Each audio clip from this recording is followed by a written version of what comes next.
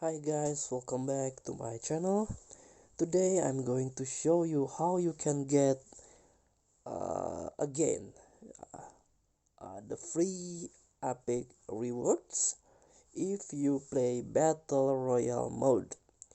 So the point is, if you playing more battle royale by completing the task, you can get this free epic rewards. There are some rewards that you can get from this challenge.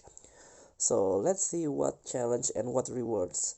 Click the events banner, click the feature events. As you can see, this is the event that happening right now. So click the Flamestorm Exchange Store. So as you can see, this is the epic rewards that you can redeem by collecting the token.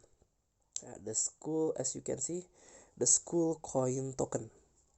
So earn this token by completing mission in the Flamestorm event.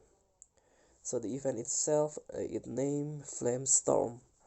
So for example, if you collect the 70 token, school coin token, you can get this QQ9 Flamestorm. This is so beautiful, right? It's free epic skin or free epic camo. So what you need to do to collect this token is by completing the challenge. This is the exchange store. This is the task. For example, you can slide 150 meters in battle royale mode, or revive your teammate 5 times in battle royale mode. You can get 3 tokens. And also so on.